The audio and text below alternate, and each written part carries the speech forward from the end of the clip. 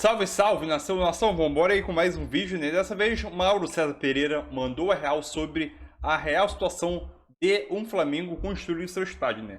Rodolfo Landim disse isso na sua entrevista, né, que deu ao canal TV Brasil sobre a construção do estádio. O Mauro César falou a opinião dele sobre o Hugo Souza, que pode ir para o Benfica, a situação do Gabigol, né, que levou um puxão de orelha do próprio presidente do Flamengo, e a situação do estádio, da construção do estádio do Flamengo, né? Então é isso aí, vamos embora aqui reagir rapidinho, já vai deixando seu like para ajudar o canal, o like e a inscrição já ajuda bastante o canal aí, créditos ao canal Jovem Pan Esporte, né, vou deixar o link na descrição do vídeo como créditos. É isso aí, nação, tamo junto e vambora para o vídeo. Pereira, muito boa tarde. Sobre essa questão do estádio, tem torcedor do Flamengo chateado porque imaginava que o estádio estava mais próximo do Flamengo, esse projeto todo. É uma oportunidade com o estádio do Flamengo lucrar, então imagino que o torcedor ficou chateado até por isso, né? De ter a casa própria, de ter uma nova fonte de renda. Mauro César Pereira, boa tarde. Boa tarde. Eu não sei porque as pessoas estão surpresas com isso. É óbvio que a prioridade do Flamengo é ficar com o Maracanã. O Maracanã já existe. Isso não significa que eles vão deixar de lado em definitivo a ideia de construir um novo estádio, que é uma obra demorada, você não tem nenhum terreno ainda definido. Havia uma ideia do terreno do gasômetro, mas aquilo depende de uma série de questões, um investimento muito grande, você tem que encontrar parcerias interessantes, uma série de autorizações. Não é uma coisa simples, é um caminho muito longo, isso leva anos.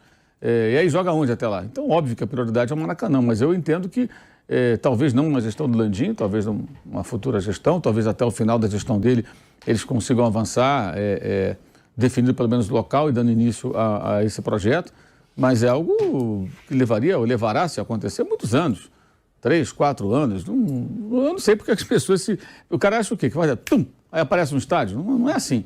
Vai jogar onde até lá? É óbvio que o Maracanã é prioridade. A questão do Maracanã é que o edital de licitação divulgado pelo governador pouco antes dele ser reeleito era um edital bizarro, que colocava uma série de imposições que geraram muito descontentamento, né? Especialmente questões ligadas ao Vasco, dando ao Vasco a possibilidade de jogar praticamente quando ele quiser, o Vasco não assume nenhuma responsabilidade sobre o estádio, jogando quando ele quer, e não tendo que assumir as despesas regulares que o Maracanã gera. Estádio de futebol não é fonte de receita, é fonte de despesa. Isso é certo. De receita, se você tiver torcida, bons eventos e capacidade de arrecadação, aí ele vai gerar receita. A certeza é que vai gerar despesa. Receita depende da sua capacidade ou não, do tamanho da torcida, do desempenho do time, enfim, de uma série de questões outras. Agora, é óbvio que a prioridade é ficar com o Maracanã. Eu não sei porque as pessoas estão surpresas com isso. Acho que o pessoal se ilude muito, meio fora da realidade, achando que de uma hora para outra vai se construir um outro estádio de futebol. Isso não é assim, mas eu acredito que, pelo menos pelo que as pessoas falam, pessoas ligadas à gestão do Landim, a ideia é mesmo que, ficando com o Maracanã por um determinado período, tocar paralelamente aos poucos o plano do estádio, para ter um estádio próprio. Mas isso depende de muitas questões, não é algo simples e, evidentemente, não vai se resolver de uma hora para outra. O Landim falou também sobre o Vasco. Chegou a dizer que entende que, embora o Vasco tenha um estádio, possa precisar do Maracanã em alguns jogos, mas afirmou que não tem a intenção de aumentar a sociedade na administração do Maracanã. Muito boa tarde, Vampeta, falando aqui do Flamengo, dessa questão que envolve o estádio do Flamengo. Tem torcedor do Mengão chateado nas redes sociais. Como é que você vê esse assunto? Rodolfo Landim disse que a prioridade no momento é a administração do Maracanã. Vamp. Boa tarde, Pedro, Bruno, Mauro, boa tarde a todos, né? Assim, eu vejo assim, quando eu comecei a minha carreira, né, que eu assinei meu primeiro contrato de profissional lá no Vitória, eu peguei aquela carteirinha azul, Pedro, tinha assim, atleta profissional de futebol, né? Aí eu fui mostrar para os jogadores. No Prado, falando aqui sobre o Flamengo, o torcedor do Flamengo tem o direito de ficar chateado com essas declarações do Rodolfo Landim. Bruno, muito boa tarde. Só concluindo, que o próprio Goiás já não joga mais no Serra Dourada, né? Tem a Serrinha, né? Tem a Serrinha. Construiu, aumentou lá, né? Joga lá, o Serra Dourada não tem tantos jogos mais, né? Porque o Vila Nova joga no... O Atlético também tem o seu estádio, né? Em Goiânia. Os 3 times de Goiânia normalmente jogam em seus estádios próprios. Bom, boa tarde a todos, né? E sobre o Maracanã, torcida, assim, o torcedor tem direito de achar o que quiser, mas é um negócio grande você fazer o seu próprio estádio. Então, isso tem que ser avaliado, não na emoção, não naquela coisa, eu quero ter o estádio, eu quero que o meu time tenha um estádio. Tem que ser um negócio bem pensado, bem analisado. A construção de um estádio custa caro, tem que ver qual que vai ser a vantagem, qual que vai ser a desvantagem. E fazer essa análise, né? O Maracanã é um belíssimo estádio tradicional, muito grande.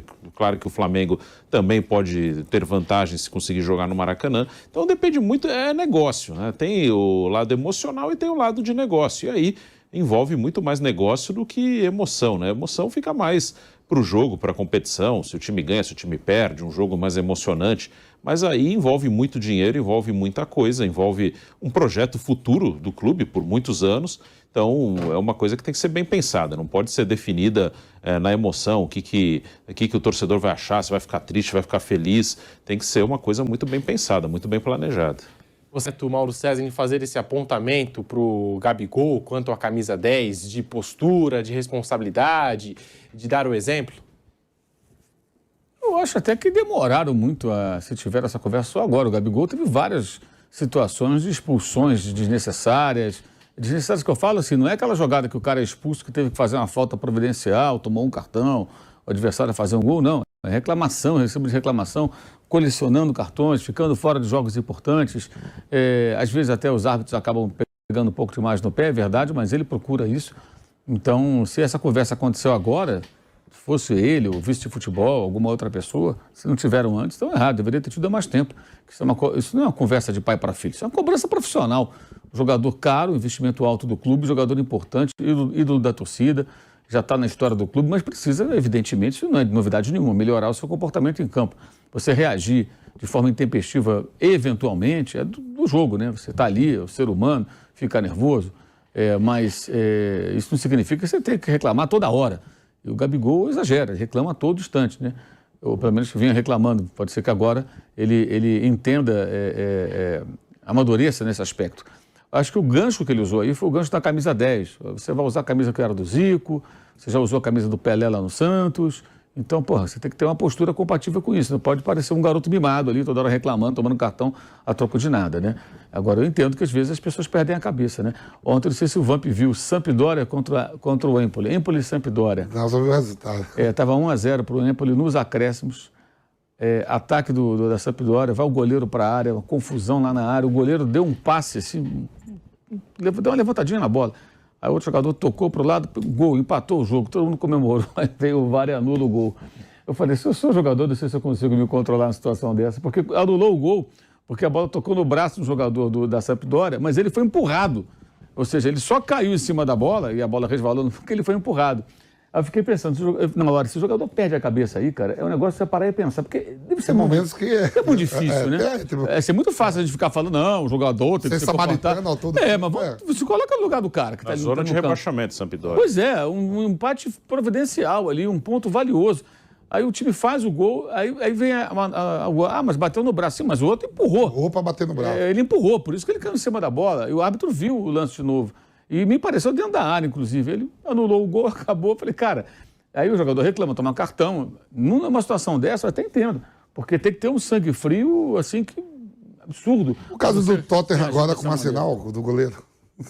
Sim. Tomou um chute do torcedor, né? Sim. Você vai manter a calma, é difícil. Agora, o Gabriel muitas vezes toma cartão sem motivo nenhum. Ninguém anulou o gol dele de forma dramática no final do jogo, não tomou chute de ninguém. Ele simplesmente reage com muitas reclamações, pega a pilha muito fácil.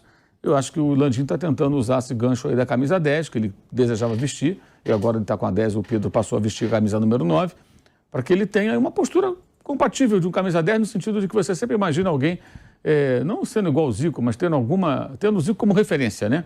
E o Zico, de fato, ele não era um jogador de ficar levando cartão toda hora, de ficar reclamando a todo instante, tinha uma liderança realmente positiva.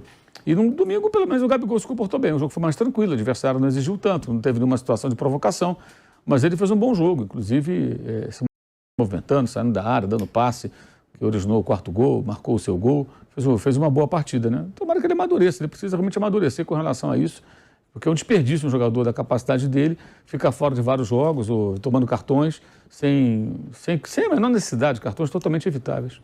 O Vabô não dando certo, e agora está se falando bastante da possível transferência do Hugo para o Benfica. E até algumas semanas a gente falava na avaliação dos cartolas do Flamengo, o Hugo é goleiro para a Europa, tal, e tá aí. De acordo com jornais portugueses, existe um negócio do Benfica pelo goleiro Hugo. Vale esse negócio, Vampeta, pelo goleiro Hugo do Flamengo, o Benfica correr atrás desse jogador? Então, a verdade é que, né, o mercado para goleiro brasileiro se abriu muito, né? Principalmente daí. Isso se abriu muito com o Tafarel, né? Quando o Tafarel vai, aí o mercado começa, aí vai o Dida, vai o Doni, começa. Tem o Diego mesmo, o Flamengo aí. Vários goleiros brasileiros atuando. Você vê na Premier League, no City, tem lá, no Liverpool, né? E aí o Benfica também ele fez isso. Já teve o Júlio César, já teve outros goleiros brasileiros no Benfica. Teve o Arthur, né? O Elton Leite está lá. Tá lá, então quer dizer assim, o Hugo é novo, de repente vai se dar bem, ele não vai ter oportunidade no Flamengo. Tava para ir para o Japão, eu vi hoje isso, né? Nunca é ruim para a carreira, né? Onde você não está sendo utilizado, de repente vai para um gigante que é o Benfica, treinamento diferente, está na Europa. Você por ele, né? Estamos voltando na Rádio Jovem Pan para todo o Brasil, em toda a rede Jovem Pan e Flamengo. Mauro César, sobre esse negócio envolvendo o Benfica, o goleiro Hugo, ele não quis ir para o futebol japonês e agora o Flamengo vê com bons olhos uma venda para o Benfica que está interessado na contratação do jogador. Mauro. Eu acho muito estranho o Benfica interessado no Hugo, né? Mas se levar, eu vou acreditar. Enquanto isso, eu fico com o pé atrás. Eu acho que o Hugo tenha feito rigorosamente nada para merecer o interesse de um clube como o Benfica, né? Que é um clube importante em Portugal, que joga Liga dos Campeões. O Hugo é um goleiro que ele só impressiona hoje pelo tamanho, né? Pelo porte físico dele. Em tese, muito adequado para a posição. Mas o retrospecto dele é de falhas, muitos defeitos, muitos problemas. Eu acho que é um rapaz que... a única coisa que ele tem a favor dele hoje, em tese, é a juventude. Por ser jovem, em tese, ele tem tempo de corrigir seus defeitos, treinando muito, trabalhando com gente qualificada que possa detectar as suas falhas e trabalhar para que ele as corrija. Mas o Hugo, sinceramente, assim, não vejo o nível dele para jogar no Flamengo, evidentemente não teria para jogar no Benfica. Agora, se o Benfica contratar, eu vou acreditar. Acho muito estranha essa notícia. Eu tenho um pé bem atrás. Bruno Prado, falando do goleiro Hugo, vai ser um bom negócio para o Benfica contratar o goleiro do Flamengo? O Hugo, nos últimos anos, ele começou a jogar em 2020, ele teve bons momentos no início, quando assumiu, até ganhou espaço ali, ele entrou porque tinha gente com Covid, tinha outro machucado, ele era, acho que o quarto goleiro aí na hierarquia, teve a chance de jogar, foi bem e ficou. Mas depois ele não conseguiu dar sequência, né? Ele realmente falha bastante, o Hugo erra muito. Aí tem erros técnicos, aí acho que também acaba entrando depois o emocional, um cara que entra sem confiança para o jogo, porque erra, aí ele é criticado, aí a imprensa critica, a torcida pega no pé, porque realmente o Hugo ele tem falhado bastante, né? No 2021, 2022 ele não fez boas temporadas pelo Flamengo. Então, o Benfica tem um goleiro bom, que é o grego, né? O Vlachodimos, né? Tem um outro sobrenome que é mais difícil ainda de falar, mas é um bom goleiro. Tem o Elton Leite na reserva. Então, assim, o Hugo, nos últimos 2 anos, ele não foi bem, né? Seria para ele uma oportunidade fantástica, né? Uma oportunidade para, se vier mesmo uma proposta, que tem que ir correndo. E para o Flamengo também, porque hoje acho que é difícil uma recuperação do Hugo dentro do Flamengo. Ele é um jogador que errou muito e, nesse momento, é um jogador que não parece ter também a confiança para se recuperar dentro do clube. E o orçamento bilionário do Flamengo prevê que 129 milhões de reais sejam arrecadados por premiações. Caso repita a campanha passada da Libertadores e termine campeão, os números serão batidos apenas com a competição continental, que atualizou as bonificações para esta temporada. A Conmebol, ela atualizou os valores da Libertadores, atualizou também os valores da premiação da Recopa Sul-Americana, que dará quase 2 milhões de dólares ao campeão, cerca aí de 9, 10 milhões de reais na cotação atual.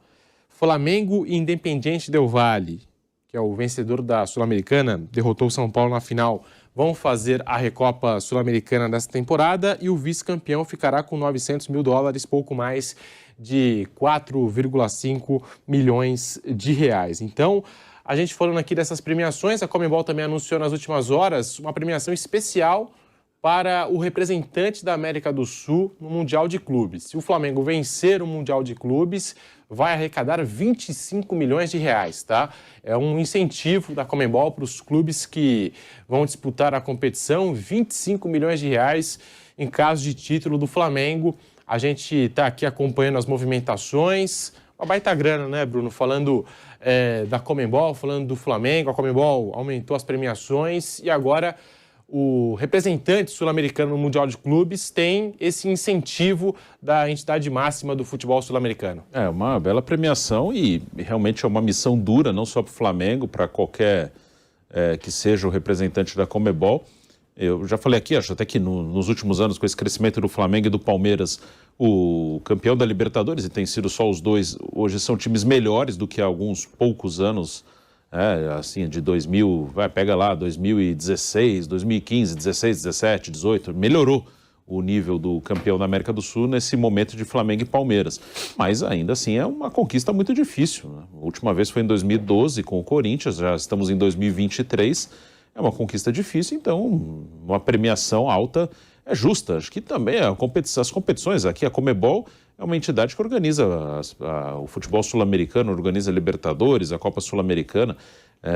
Tem dinheiro, sim, para valorizar os seus clubes, os times que conquistam as competições da própria Conmebol. A Conmebol vende muito bem os direitos de televisão, até organizou esse ponto também nos últimos anos, faz de maneira mais organizada, então vende bem, acabou de fechar um novo contrato aqui para o futebol brasileiro de venda de direitos de televisão de Libertadores, de Sul-Americano. Então, essas entidades como a CBF, a CBF aqui no Brasil, elas têm dinheiro e tem que realmente valorizar os clubes que são o que fazem a roda girar. Então, tem que pagar muito bem.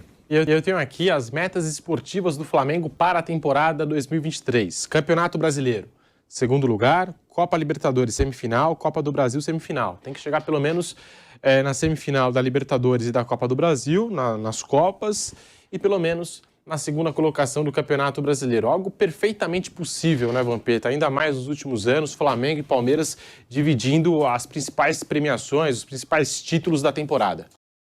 Então é isso aí, nação. Mais um React aí, né? Nesse React teve bastante assunto aí para eles debater, para a gente também ficar bem informado, né, sobre as metas de premiação do Flamengo. E é bastante coisa. O Flamengo já estipulou suas metas aí, né? Que acabou de falar aí o nome desse apresentador. Mas meta muito possível. Tranquilamente o Flamengo atinge. A não ser se acontecer uma tragédia, o Flamengo não conseguir bater essas metas. A meta de vender o jogador já conseguiu, que é do João Gomes. Agora só basta definir para qual time o João Gomes vai, né? Ou Lyon ou o Wolverhampton da Inglaterra, né? Lyon da França e o Wolverhampton da Inglaterra. Sobre o Gabigol, a gente sabe que o Gabigol é um jogador explosivo e com o passar do tempo ele tem melhorado isso, só que aquilo vai ter momento que não tem como, né? Dependendo do lance ou uma chegada firme em cima dele, então isso vai depender muito do momento, mas óbvio que o Gabigol hoje em dia, o Gabigol de hoje é mais maduro que o Gabigol de 2 anos atrás, né? Isso é perceptível. Sobre o Hugo Souza, espero que ele meta o pé, o ciclo dele já se encerrou no Flamengo, eu acho que ele não tem como dar a volta por cima no Flamengo, como o Rodinei conseguiu dar a volta por cima nesse último ano de contrato do Rodinei, né? E a situação da construção do Flamengo, a construção de estádio é muito complicado, porque não só depende do Flamengo, né? Depende de vários fatores, depende de terceiros, entendeu? Então, é um embrolho, como o Mauro César falou, que não se resolve de um dia para o outro. Demanda anos e anos, né? A gente sabe disso, né? Fora que ainda vai ter que falar com o patrocinador, essas coisas, para poder chegar junto e conseguir levantar o estádio, né? Mas é isso aí, tamo junto, nação. Quero saber a tua opinião aqui nos comentários. E é nóis, nação. Valeu, deixa o like.